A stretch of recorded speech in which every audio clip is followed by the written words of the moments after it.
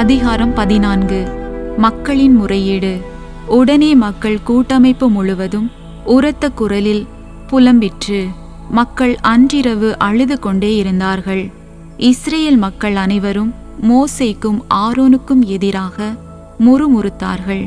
மக்கள் கூட்டமைப்பில் உள்ள அனைவரும் அவர்களிடம், எகிப்து நாட்டில் நாங்கள் மடிந்திருந்தால் எவ்வளவோ நலமாய் இருந்திருக்குமே. இந்த பாலை நிலத்தில் மடிந்தால் அதுவும் நலமே. வாளுக்கு இரையாகும்படியாக ஆண்டவர் எங்களை இந்த நாட்டிற்கு அழைத்து வந்திருக்கிறார். எங்கள் மனைவியரும் குழந்தைகளும் மடிய போகிறார்களே. நாம் எகிப்து நாட்டிற்கு திரும்பி செல்வது நலமன்றோ என்றனர். மேலும் அவர்கள் ஒருவரை ஒருவர் நோக்கி, நாம் ஒரு தலைவனை நியமித்து கொண்டு எகிப்துக்கு திரும்பி செல்வோம் என்றார்கள்.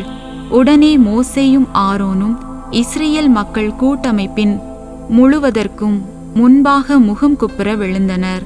மேலும் நாட்டை உளவு பார்த்து வந்தவர்களிடையே இருந்த நூனின் மகன் யோசுவாவும் எபுனேயின் மகன் காலேபும் தங்கள் உடைகளை கிழித்து கொண்டு இஸ்ரேலர் கூட்டமைப்பில் உள்ள அனைவரிடமும் கூறியது, உளவு பார்க்கும்படி நாங்கள் கடந்து சென்ற நாடு மிக சிறந்த நாடு. ஆண்டவருக்கு நம்மேல் நல்விருப்பு ஏற்பட்டால் பாலும் தேனும் வழிந்தோடும் இந்த நாட்டினுள் அவர் நம்மை அழைத்து சென்று அதை நமக்கு தருவார். எனவே ஆண்டவருக்கு எதிராக மட்டும் கிளர்ந்து எழாதீர். நாட்டின் மக்களுக்கு அஞ்சாதீர். அவர்கள் நமக்கு இரை ஆவார்கள். அவர்களின் பாதுகாவல் அகன்று போயிற்று. ஆண்டவரோ நம்மோடு இருக்கிறார். அவர்களுக்கு அஞ்ச வேண்டாம். ஆனால் மக்கள் கூட்டமைப்பினர் அனைவரும் அவர்களை கல்லால் எரியும்படி கூறினர். உடனே ஆண்டவரின் மாட்சி சந்திப்பு கூடாரத்தில் இஸ்ரேல் மக்கள் அனைவருக்கும் தோன்றியது. மோசே மக்களுக்காக வேண்டுதல் செய்தல்.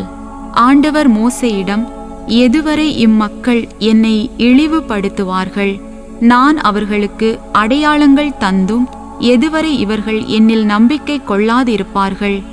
நான் அவர்களை கொள்ளை நோயால் வதைத்து அவர்களை புறக்கணித்து விடுவேன். உன்னையோ அவர்களை விட பெரியதும் வலியதுமான இனமாக்குவேன் என்றார். ஆனால் மோசே ஆண்டவரிடம் கூறியது, எகிப்தியர் இதை பற்றி கேள்விப்படுவார்களே. நீர் அவர்களிடமிருந்துதானே இம்மக்களை ஆற்றலால் கொண்டு வந்தீர். அதோடு இந்த நாட்டு குடிகளிடமும் அவர்கள் சொல்லி வைப்பார்களே, ஆண்டவரே, நீர் இம்மக்களிடையே இருக்கிறீர் என்பதை அவர்கள் கேள்விப்பட்டிருக்கிறார்கள். ஏனெனில் ஆண்டவரே, நீர் நேர்முகமாய் காணப்படுகிறீர். உமது மேகம் அவர்கள் மேல் நிற்கிறது. பகலில் மேகத்தூணிலும் இரவில் நெருப்பு தூணிலும் நீர் அவர்களுக்கு முன்னே போகிறீர். நீர் இப்போது ஒரே வீச்சில் ஒருவனை கொல்வது போல் இம்மக்களை கொன்றுவிட்டால் புகழை கேள்விப்பட்டிருந்த இனத்தவரெல்லாம் என்ன சொல்வார்கள்? ஆண்டவர் இம்மக்களுக்கு வாக்களித்த நாட்டுக்குள் அவர்களை கொண்டு வர இயலாததால் பாலை நிலத்தில் அவர்களை கொன்று போட்டார் என்று சொல்வார்களே. இப்போதும் உம்மை மன்றாடி கேட்கிறேன், நீர் வாக்களித்தபடி ஆண்டவரின் ஆற்றல் சிறப்புறுவதாக. ஆண்டவர் சினம் கொள்ள தாமதிப்பவர், அருளிரக்கம் காட்டுவதில் அளவு கடந்தவர், குற்றங்களையும் குறைகளையும் மன்னிப்பவர், எவ்விதத்திலும் நம்பிக்கை துரோகம் செய்வோரை விட்டுவிடாதவர், மூதாதையர் குற்றங்களுக்காக அவர்கள் பிள்ளைகளை 3ஆம் 4ஆம் தலைமுறை வரை தண்டிப்பவர் என்றும் சொல்லி இருக்கிறீரே. உம்மை மன்றாடி கேட்கிறேன், இம்மக்களின் குற்றங்களை மன்னிப்பீராக. அருளிரக்கத்தின் பேரளவின்படி எகிப்திலிருந்து இதுகாரும் இம்மக்களை நீர் மன்னித்து வந்தது போல் மன்னிப்பீராக. ஆண்டவர் மோசேயிடம் கூறியது, உன் வாக்கின்படி நான் மன்னித்து விட்டேன்.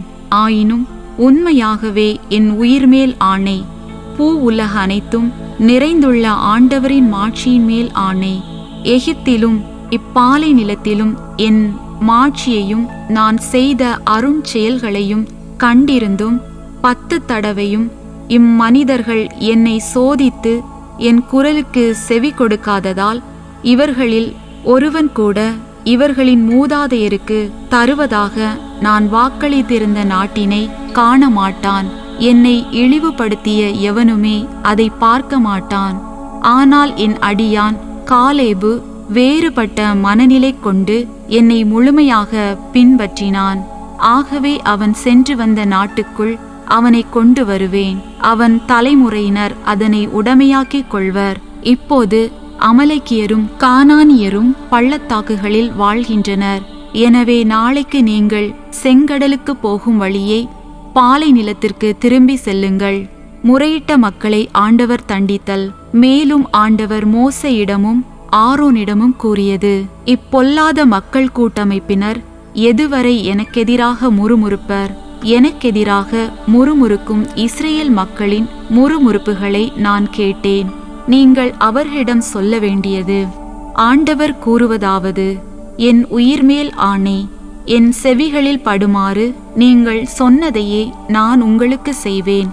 எனக்கு எதிராக முறுமுறுத்த 20 அதற்கு மேற்பட்ட வயதும் உள்ளவர்களாக கணக்கிடப்பட்ட நீங்கள் அனைவரும் இப்பாலை நிலத்தில் பிணங்களாக விழுவீர்கள். நீங்கள் குடியிருக்கும்படி நான் வாக்களித்த நாட்டிற்குள் எபுனோயின் மகன் காலேபையும் நூனின் மகன் யோசுவாவையும் தவிர ஒருவருமே வரமாட்டீர்கள். ஆனால் இரையாகிவிடப் போவதாக நீங்கள் கருதிய உங்கள் குழந்தைகளை நான் கொண்டு போய் சேர்ப்பேன். நீங்கள் இழிவாய் எண்ணின நாட்டை அவர்கள் கண்டறிவார்கள். உங்களை பொறுத்தமட்டில் இப்பாலை நிலத்தில் பிணங்களாக விழுவீர்கள். 40 ஆண்டுகள் உங்கள் பிள்ளைகள் இப்பாலை நிலத்தில் அலைந்து திரிவார்கள். உங்கள் நம்பிக்கை துரோகத்திற்காக இப்பாலை நிலத்தில் உங்களுள் கடைசி ஆள் பிணமாக விழும் வரை அவர்கள் துன்புறுவார்கள். நீங்கள் நாட்டை உளவு பார்த்த நாட்களின் எண்ணிக்கைப்படி ஒரு நாளைக்கு ஓர் ஆண்டாக 40 நாட்களுக்கும் 40 ஆண்டுகள் நீங்கள் குற்றப்பழியை சுமப்பீர்கள். என் வெறுப்பையும் அறிந்து கொள்வீர்கள். ஆண்டவராகிய நானே பேசியுள்ளேன். எனக்கெதிராக ஒன்று கூடிய இப்பொல்லாத மக்கள் கூட்டமைப்பு முழுவதற்கும் இதை நான் கட்டாயம் செய்து முடிப்பேன். இப்பாலை நிலத்தில் அவர்கள் முற்றிலும் அழிந்தொழிந்து அங்கேயே மடிவார்கள். நாட்டை உளவு பார்க்க மோசேயை அனுப்பி பின் திரும்பி வந்து நாட்டை பற்றி தவறான அறிக்கையை கொண்டு வந்து மக்கள் கூட்டமைப்பு முழுவதையும் அவருக்கு எதிராக முறுமுறுக்க செய்த ஆட்கள், அதாவது நாட்டை பற்றி தவறான அறிக்கை கொண்டு வந்த ஆட்கள் ஆண்டவர் முன்னிலையில் வாதையால் மாண்டார்கள். ஆயினும் நாட்டை உளவு பார்க்க சென்றவர்களில் நூனின் மகன் யோசுவாவும் எபுனேயின் மகன் காலேபும் உயிர் தப்பி வாழ்ந்தனர். நாட்டை கைப்பற்றும் முதல் முயற்சி. மோசே இவ்வார்த்தைகளை இஸ்ரேல் மக்கள் எல்லாரிடமும் கூறினார். மக்கள் மிகவும் அழுது புலம்பினார்கள். அவர்கள் காலையில் எழுந்து, இதோ நாம் இங்கிருந்து ஆண்டவர் வாக்களித்த இடத்திற்கு ஏறி செல்வோம், நாம் பாவம் செய்துவிட்டோம் என்று சொல்லி மலை உச்சிக்கு ஏறி செல்ல துணிந்தார்கள். அப்போது மோசே சொன்னது, ஏன் இப்போது ஆண்டவர் கட்டளையை மீறுகிறீர்கள்? அது நடக்கப் போவதில்லை. உங்கள் எதிரிகளால் முறியடிக்கப்படாதபடி நீங்கள் ஏறி செல்ல வேண்டாம். ஆண்டவர் தாம் உங்களிடையே இல்லையே? அங்கே அமலேக்கியரும் கானானியரும் உங்களை எதிர்க்க இருக்கிறார்கள். நீங்கள் வாளால் வெட்டி வீழ்த்தப்படுவீர்கள். ஏனெனில் ஆண்டவரை பின்பற்றுவது நின்று நீங்கள் விலகிவிட்டீர்கள். ஆண்டவர் உங்களோடு இருக்க மாட்டார். ஆயினும் அவர்கள் மலை உச்சிகளுக்கு ஏறி செல்ல துணிந்தார்கள். ஆண்டவரின் உடன்படிக்கை பேழையோ மோசேயோ பாளையத்தை விட்டு புறப்படவே இல்லை. அப்போது அம்மலை நாட்டில் தங்கியிருந்த அமலேக்கியரும் கானானியரும் இறங்கி வந்து அவர்களை முறியடித்து ஓர்மா வரை அவர்களை துரத்தி சென்றனர்.